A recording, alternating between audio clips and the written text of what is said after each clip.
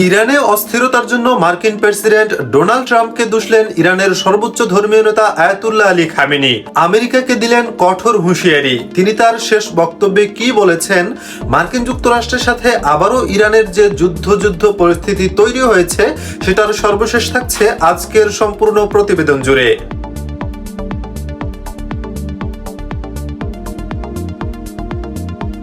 যুক্তরাষ্ট্রের president Donald ট্রাম্পকে অপরাধী আখ্যা দিয়েছেন ইরানের সর্বোচ্চ ধর্মীয় নেতা আয়াতুল্লাহ আলী খামেনি।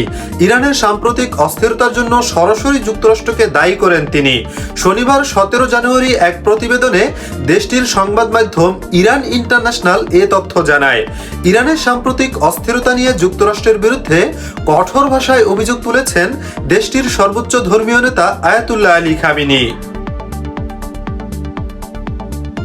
শনিবার 17 জানুয়ারি এক বক্তব্যে খামেনি বলেন, ইরানি জনগণের ওপর যে হতাহত, ক্ষয়ক্ষতি ও অপবাদ চাপানো হয়েছে তার জন্য আমরা যুক্তরাষ্ট্রের প্রেসিডেন্টকে অপরাধী হিসেবে দেখছি। খামেনি দাবি করেন, এই অস্থিরতা ছিল একটি আমেরিকান ষড়যন্ত্র। যুক্তরাষ্ট্রের লক্ষ্য হলো ইরানকে গ্রাস করা। তিনি আরো বলেন, ডোনাল্ড ট্রাম্প নিজেই এই অস্থিরতায় হস্তক্ষেপ করেছেন, বিক্ষোভকারীদের উৎসাহ দিয়েছেন এবং সাময়িক সহায়তার প্রতিশ্রুতিও দিয়েছেন।